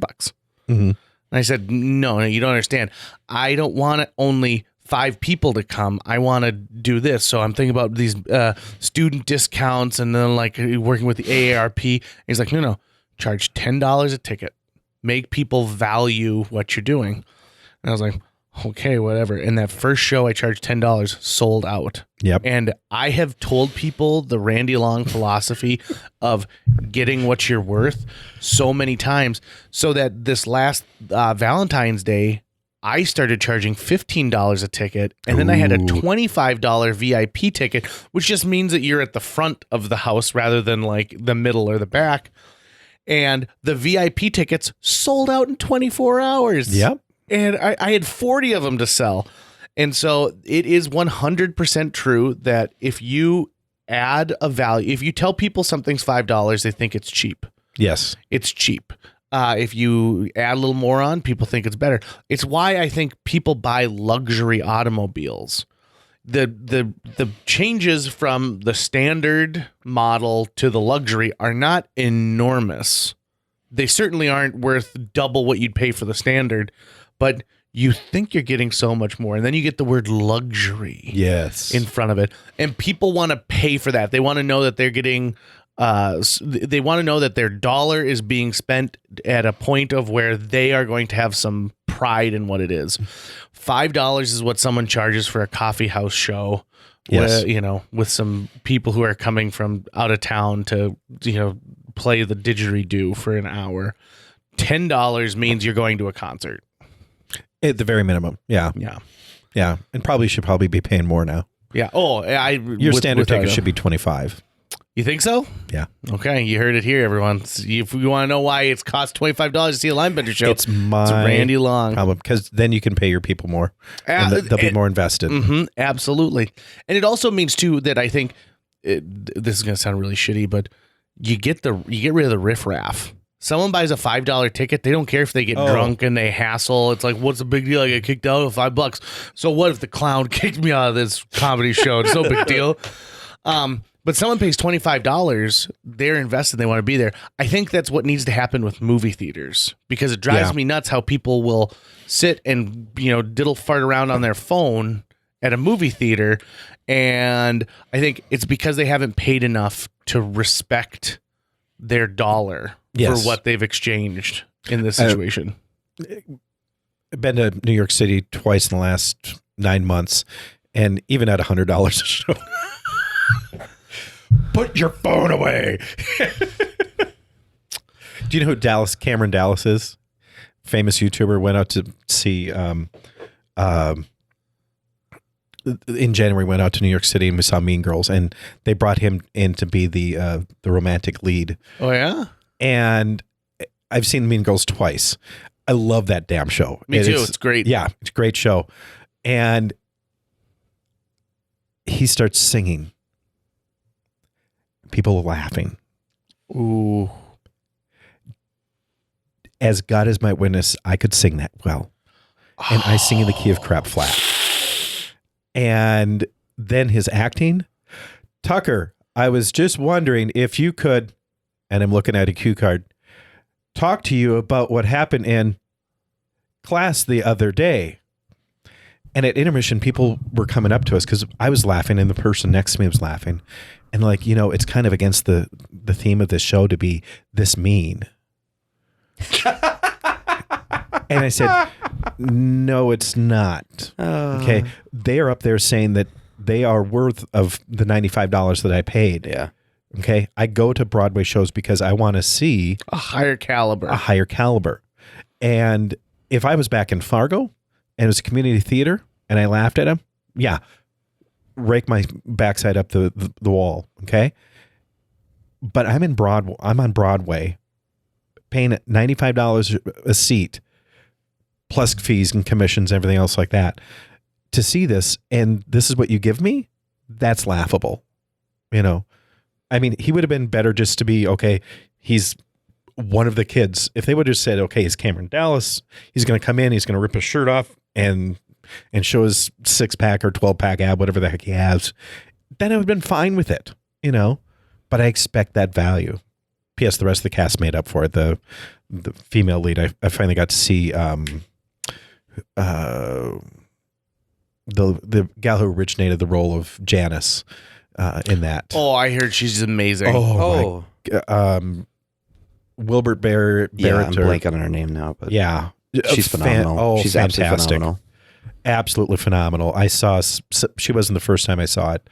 And then the lead gal was the same gal. It was like, that was worth it. Cameron Dallas was, whatever. He came out and we waited around for autographs. He goes, "You want an autograph?" I said, "No, thanks." Yeah, I think it's too bad Ada that Turturro? Are you talking about Janice Soprano? No. We're talking about Janice from the original Broadway cast of Mean Girls. Yeah. Out of my depth here, guys. Yeah, I was gonna say, like, you guys might as well be talking about sports right now. Yeah, I have about as much frame of reference for that as I do most musical theater. Mm-hmm. Yeah, I knew immediately. I wasn't going to call you out on it. I was going to say, though, it makes sense to me that someone who is famous in the YouTube sphere would completely just break down on stage. I don't watch this guy's YouTube channel, but if he's like a standard YouTuber, he's center frame, talking into the camera. "Hey guys, what's up? It's me, Cameron. I'm here hanging up on my pool." And exactly. then it's constantly cutting because the style is you go and you cut out all the breaks anytime you mess up, all that stuff. Absolutely. There's no audience immediately in front of him, and he's only being his own self. He's not playing some other thing. And that is a completely different skill set. And it sounds like It's like, oh, let's get Michael Jordan to play baseball, right? Like, oh yeah, it might sell some tickets because what a crazy. No, let's get Conor McGregor to box, right? It's because, oh yeah, well, that's a weird crossover thing, and we might get some extra dollars out of it, but clearly it failed. Was he there for an entire run? No, he was there for 4 weeks. So Okay. Was he like understudying technically? Like the main person was like, No. or was the main person like, this is bullshit. I can't believe. I don't know if it may have been because of a prior engagement for the regular person. Okay. And they just brought him in as a sub, in a kind of a publicity stunt. So, Right. Okay. And the break, I'll show you the Barrett Wilbur Browning, I think is her name, but she's just fantastic. Yeah, Absolutely. I hear that. Like, I mean, they're talking about making a Mean Girls movie based off the Broadway show, and they said this is a for sure piece of casting. We know we're going to absolutely put her in Exactly. this role. Exactly. She actually kind of pushed through the line, kind of like had her head down, and, Oh, and yeah? she walks by people and she goes, "I've got to get out of here. We've got a life too, people." I'm like, dude, we're just trying to get autographs. Yeah. you Right. know? So You should be so lucky. As I was told by a once like chart topping band, you be nice to everyone at the county fairs on your way up because that's where you head on your way down, and they don't forget. yes, And there is Dennis DeYoung. and this was the drummer of a very famous band, and I remember thinking, like, you know what, there is some absolute truth there. Like, you know, on your way up you have to be just as nice because these are the people who are going to take care of you on your way down. yeah. Did I ever tell you about Styx? Mm-mm. So back in, I think, 1994, Styx came to the Fargo, and I was on my way to a telegram in Grand Forks, and I got a call on my trunking phone. It wasn't radio trunking phone. You could talk for 6.5 minutes at a time before they'd shut you off. And it was the road manager for Styx. And Tommy Shaw's personal assistant was turning 21, and they wanted the Cowboy Nerd stripper to come in. And they bartered with me. You know, I'm like, it was $75. We don't have that much money. How about if you give how many tickets you want to the show? And I could only find, Sue and I went. It was like a last minute thing. So I'm like, okay, whatever. And it was like, they gave me $40, Anyway, long story short, I came in. So I've actually performed with Styx and Kansas. Nice. This crazy off key, non-Chippendale dancer stripper, and they just loved it.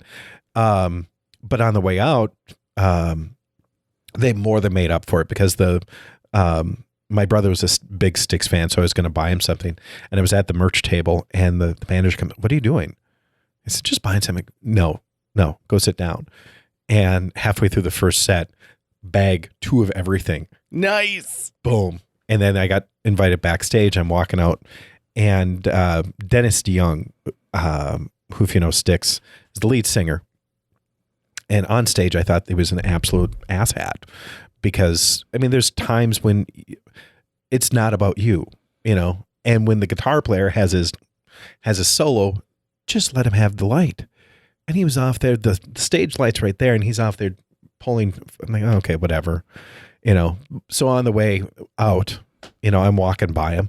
I'm like, "Hey, great show, Dennis." Yeah, whatever. Hated the man ever since. Mm-hmm. Hated the man ever since.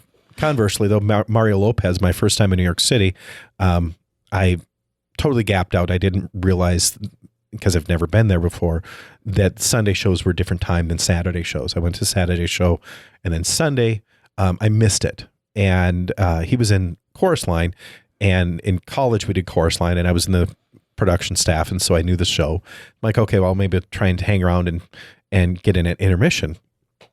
And the stage door opens, and out walks Mario Lopez. And I'm like, oh, wow. And he goes, "Hey, how you doing? My name's Mario Lopez. What's your name? Where are you from?" "Fargo." And he was engaging and everything like that. And he goes, I've heard really good things about Fargo. I said, "Yeah, you got this and this." And he was engaging, talked to me about different things. All of a sudden he goes, looks at his watch, he goes, "Oh, I got to be back on stage in 30 seconds. Enjoy the city." I've had a man crush on that guy ever since. So I think that's great. Those are the stories that really make you appreciate someone. exactly. Yours Because must be Stephen Tobolowsky. Well, I mean, he was great. I mean, I love that guy to bits. I think my favorite though was I met Edie McClurg, who is the secretary in Ferris Bueller's. And amongst place trained automobiles, everything. So I'm sitting at the Second City in LA, which houses maybe like 20 people at a time, and I'm seeing a show where they play. They charge more than $10. They did, yeah. They played a public domain movie, and they overdubbed it. And so like Dan Castellaneta, the voice of Homer's there. I mean, it's the who's who of like LA like celebrity because it's this fun show that they don't have to rehearse. They just get together and they mess around. Yeah. But nobody is at this thing. So I'm sitting there, and Edie McClurg sits in front of us, and I'm talking to my friend. I said, well, I think if we drive, at this time, we can make it back to Fargo by this time. And she turns around and she goes, Fargo? And I'm immediately like, oh my God. And so she has friends with her who happen to be from Moorhead, Minnesota. Oh my gosh. And so sure enough, she's like, these are my friends, the Macaulays and da-da-da-da. And it turns out we know some people. And she goes, hold on. And so she goes and she grabs this guy from across the aisle and she goes, I think that you guys, you drove all the way from Fargo and you're here at Second City seeing this. You need to meet this man. This is Paul Sills. And I'm like, I know who Paul Sills is. He formed the Compass Players, which became the Second City. He's the reason that comedy is what it is today. And she goes, Paul, listen, it would make these guys' day if you could just talk to them for a little bit. And so she did that awkwardness of like meeting a celebrity where she took care of it. And then she comes up and she goes, Paul, hold on. They're like, do you guys know Paul Dooley? And Paul Dooley, who has been in all these Christopher Guest movies and was in 16 Candles. And she goes, Paul used to play a character on Square One on PBS called Fargo North Decoder, and he was a guy who would decode through numbers, Paul. And so she became our into this world of people. And she's like, JJ, come with me. Hold on. We're going to go meet Dan Castellaneta. And so she was like, Dan. And he's like, Edie, how are you? And she's like, great. Listen, could you do the Homer voice for these guys? And it would be offensive, I think, if I went up to Dan Castellaneta and asked him to do the Homer voice. But when one of his friends is asking for it, it's entirely different. That was one of the greatest nights of my entire life, and I thank Edie McClurg in my prayers awesome all the time. And that's probably one of your because that probably kickstarted, because then were you already, because you've done a lot of educational trips to Chicago, right? Mm-hmm. Yep, and lived there for a while. And so, and did that kickstart that? It did. Well, and it also gave me like an in to have a conversation with Paul Sills the next time I saw him at the Second City in Chicago. Yeah, and it was a gift. Like Absolutely. Mario Lopez coming out and talking to you is a gift. He gave you his time. Exactly. And respect too, to be able to like say, hey, how are you? And engage with you. And I think about that all the time. And this is going to sound slightly egotistical, but when people ask that of me, because I've got a little bit of local celebrity, I always want to give it to them. I always want to say like, no problem. You see me at the grocery store and you say, I really love your show. The first thing I want to say is like, thank you so much. What's your name? Yes. And so, because they know my name and they have a relationship with me, but I want to have a relationship with them as well. Absolutely. And I think it's so important on all levels. It really is. I think you do that well. Who are the, my mind is blank this morning, WY anchors. Boy, we don't watch TV that much. I can't. They do a really good job of it. Yeah. They do. Their community building is amazing. Yeah. And, but I remember Najla Amundsen came in, and she was she came in with her family for Santa Photo. And I'm like, oh, okay, Najla, how you doing now? And she kind of just blew me off. Mm-hmm. And she goes, okay, yeah, this is my family time. I'm not asking her to sit there and tell me the news or anything like that. Just, and I always point to those two extremes, that right now, the current, what are their names? The Kirsten Keeley and Dana Mock, yes. They do such a wonderful job of being warm and welcoming to anybody who comes up to them. Whereas Najla was very, okay, that's my job. I do that there. You don't know me. Well, you don't deserve my private life. You get my public life. And it's not like we want to sit down and hold hands and and sing Kumbaya, but like with you, they want to. Okay, hey, there's JJ. I get it with just a microcosm with the telegrams and the balloon twisting, and people will come up to me and they'll say, "Can you say, come in, you did my husband's over there. You did his 35th birthday," and I'm more than happy to come over there and go, "Oh, hi, how you doing?" It's just amazing to see this man change from just and it's just instantly flush and red, and it makes their day. And it's you've got a lot more celebrity than I ever did, and I thoroughly embrace it. I agree with you 100% that you have to be able to say, something, without you, I would not be me. Right. It's a symbiotic relationship. We're all neighbors, right? Exactly. We're all neighbors in one way, shape, or form. You might not be next door to me, but we're all neighbors. Absolutely. Randy Long, you're a Renaissance man. I love seeing what you're going to do. Thank you for making the line benders more money, because we will charge $25 a ticket, and then we'll have to add engagements. So I really appreciate everything, the guidance you've given me throughout the last 20 years of my professional life is amazing. And not at one point did you ever by the fact that it was effective and it helped you out. I'm very humbled by that. Thank you. And that's the beauty of it, right? Some people think, well, it's a competition, right? Like the altos and the line benders are going after like some of the same clients, but it's not. No. You've been so good about sharing things like, hey, we're booked tonight. Have you thought about the line benders? Oh yeah. And just I appreciate it so much. And as somebody who's helped me, I really appreciate it. And I can't wish anything but the best. Pick Squad, book them for your next event. Book them so much that Randy has to come up with a way to clone himself. And so then the young Randy versus old Pix Randy. Army at that point. It's not going to be a squad Army. anymore. Yep. Pix Division or something. Yep. Golf season is coming up, so There you go. In fact, you know what? I've got a company that I'm going to have get a hold of you ASAP, because they've got a scramble coming up where oh, I think it'd perfect. be perfect. So Randy Long, you the man. Thank you very much. And if people want to book Pick Squad, how are they going to find you? Go online, thepicksquad.com, and PIXsquad.com. And if someone thinks that they make a good Santa Claus, mySantaMagic.com. and if someone wants a cowboy nerd, what's it really worth to you? I'm retired. Even if I come and I've got a stack of If Benjamins? if you come, I will do it for friends and friends only. Oh, okay. So you got to become a friend of Randy Long, and then Yeah. you can get it. Yeah. I just, the telegrams I've just completely retired from. $10,000. Okay. Where do you want me? Okay. I knew it. I knew there's a price you somewhere. found my whore price. Thanks, Randy. Thank you very much, guys. A huge thanks to Natalie Deutsch of Hatch Realty for sponsoring this podcast. Folks, if you're looking to buy or sell a home, contact Natalie Deutsch today, because Natalie Deutsch is not only a previous podcast guest, she's somebody who's going to care enough to sell your property for top dollar. She's also going to find you the best price possible if you're purchasing a new home. Last year, on average, Natalie earned her clients $4,000 over list price on their homes and sold them faster than the market average. On average, Natalie's selling a home every 3.74 days. That's 2 homes a week. Those numbers don't lie. Find out why Natalie is one of the top agents in this entire market. Get a hold of her today, Natalie at HatchRealtyFM.com. You can also call 701-388-9338 or go on to livefargomoorhead.com. That's livefargomoorhead.com.